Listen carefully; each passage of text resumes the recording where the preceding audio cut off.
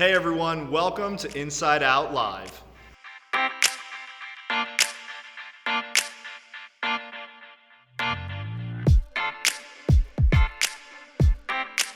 I'm so glad you are here. My name is Philip and I get the wonderful opportunity of being the new student ministries director here at Anthem Church. We've created Inside Out as a place for you, as a place for your friends, because we know that being a high schooler is tough. You want to get it right, and we want to help out. And I think that today's content will do just that. Check it out.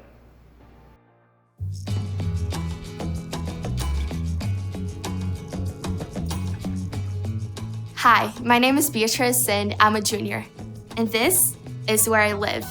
If you'd look where I live, you'd think my life is pretty much like yours. But if you really knew me, you know there's more to the story. I'm a first-generation immigrant from Brazil, and that means that life in my house can be crazy and chaotic and a little bit unconventional. And for example, we speak Portuguese at my house. So it's not always super easy for my parents to figure out school stuff when it's in a different language. And you know, sometimes at parties and stuff, I feel a little bit out of place and like I don't fit in, and even a little bit marginalized. But one thing I've learned from being in an immigrant family is to just embrace my identity, even if it's not like everyone else's, and to be confident in exactly who God made me to be. Hey, I get it, every family has a story. But you can't really know me until you know what it's like where I live. This isn't just my home. It's part of my story, and it's personal.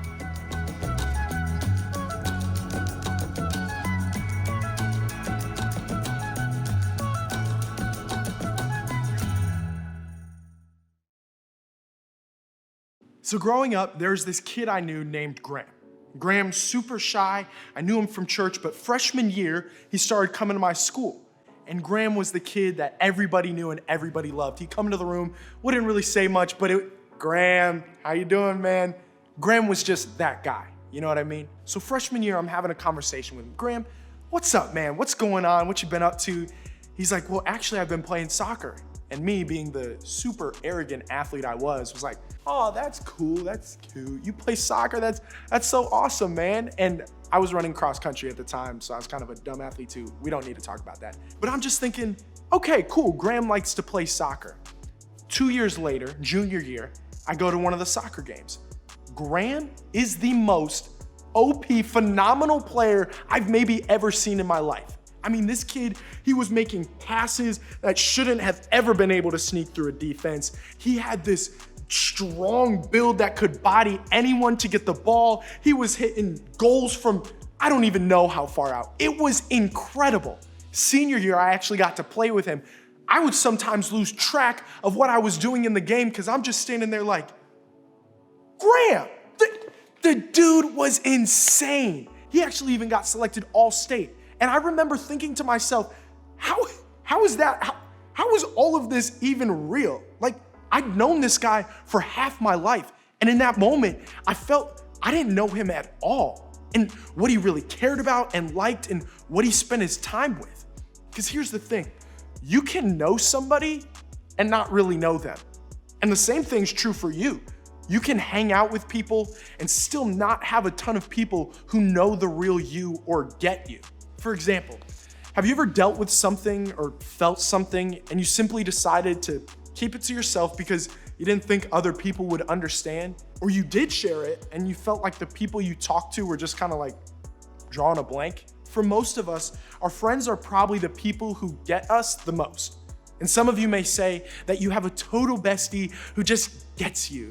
And that's awesome, but it's probably not a lot more people than that, is it? Here's a stat that I kind of made up, but I think it's kind of true. The majority of people don't feel like there's anyone who gets us 100%. A lot of times we share parts of our lives with different people, the parts of our life that we feel like they'll get.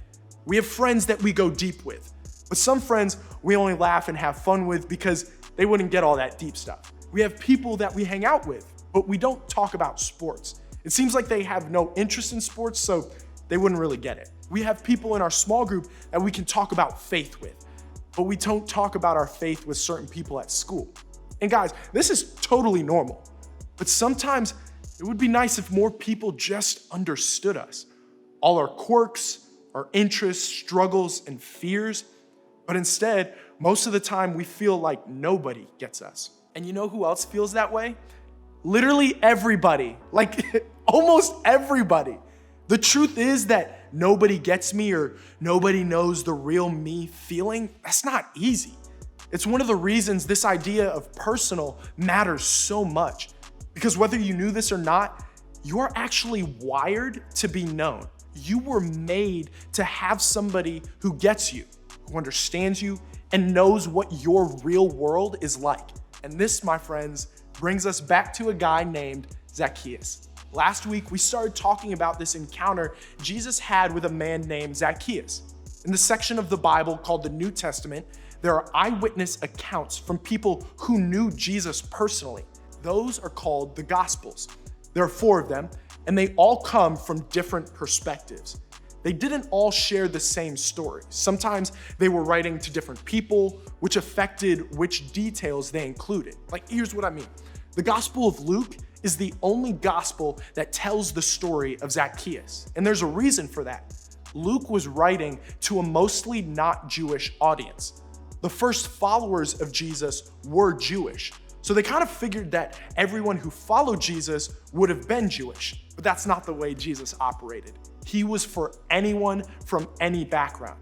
So it was natural for the not Jewish people to feel like they didn't quite fit in. So in Luke's gospel, there are a lot of stories about people who didn't feel like they fit in.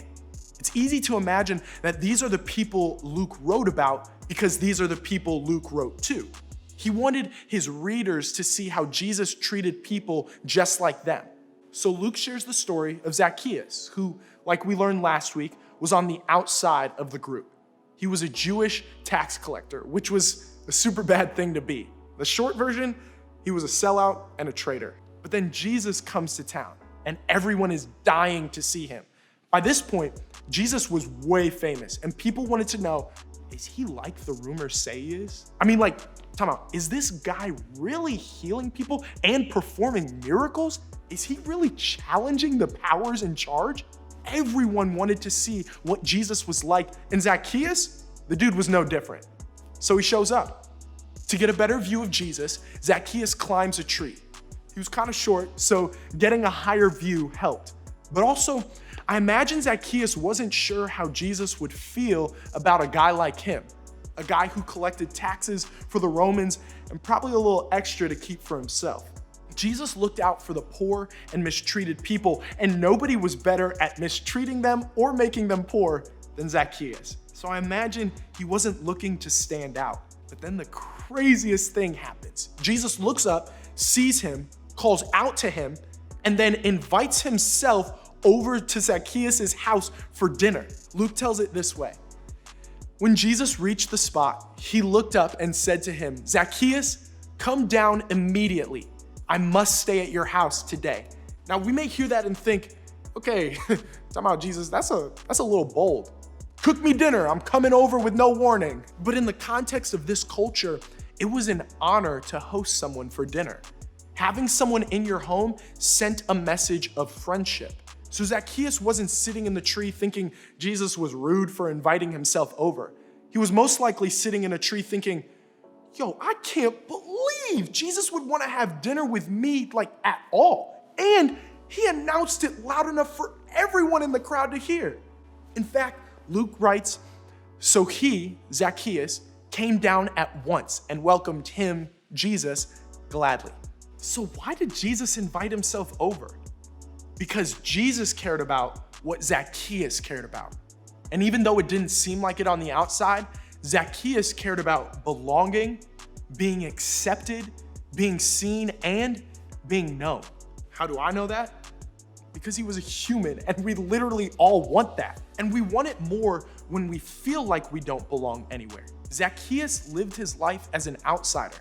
As a Jewish man, he didn't fit in with the Romans, even though he worked for them. And he didn't fit in with his Jewish neighbors because he taxed them on behalf of the Roman government. See, Zacchaeus wasn't just climbing a tree to see Jesus.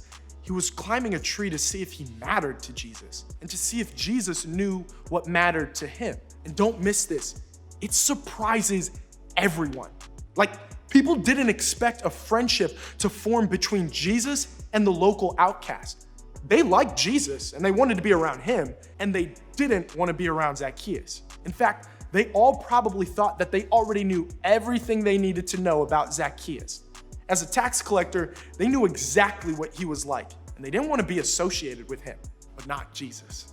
Jesus knew that just because Zacchaeus had the label of tax collector, it didn't tell the whole story about who he was. It turns out Jesus knew Zacchaeus better than anyone around him did. Jesus understood Zacchaeus was just a person who wanted to belong, and Jesus went over to his place to show him that he did. If you've ever wondered what Jesus thinks about you, the story of Zacchaeus should be an encouragement.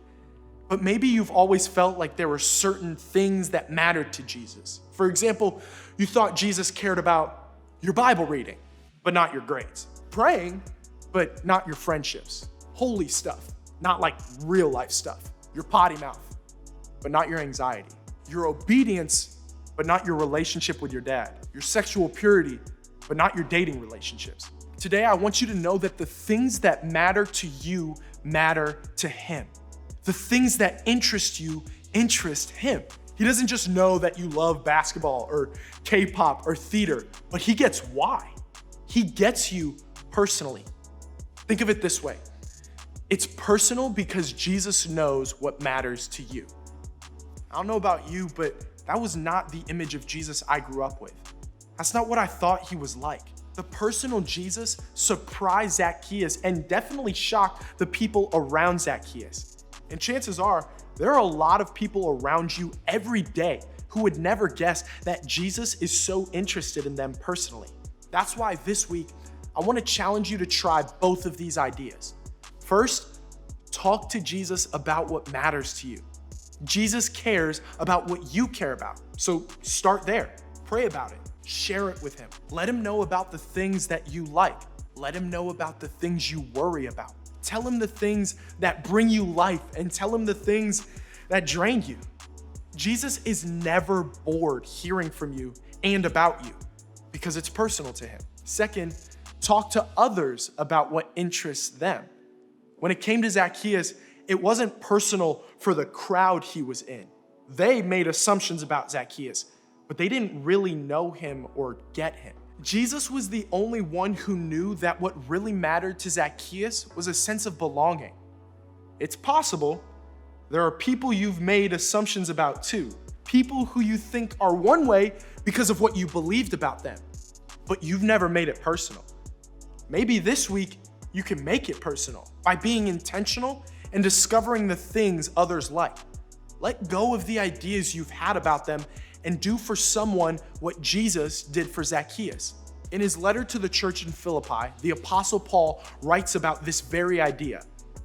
Rather, in humility, value others above yourselves, not looking to your own interests, but each of you to the interests of others.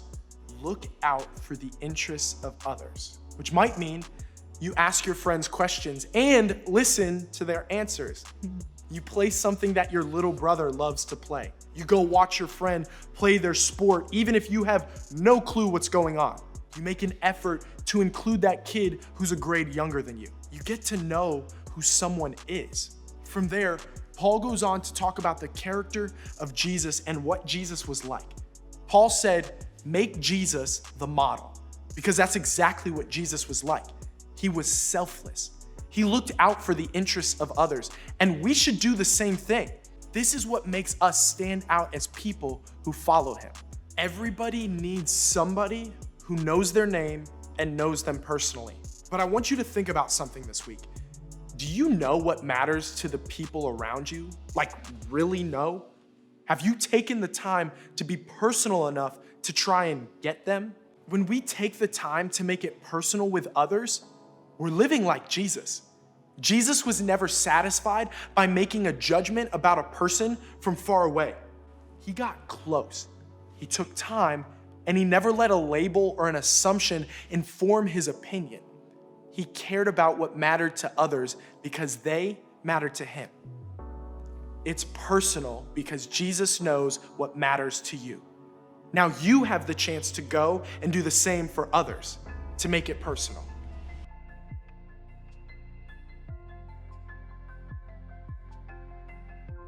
Hey everyone, I hope that you enjoyed today's content. What you're gonna do now is you're gonna move into small groups where you can discuss what you've learned and wrestle with it a little bit more with your friends and your amazing small group leaders.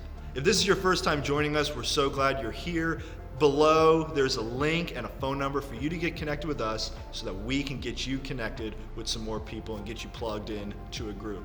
We also want to let you know that we're back live in services every Sunday at 4:30, and you can go to anthemchurch.com to RSVP, and I can't wait to see you there.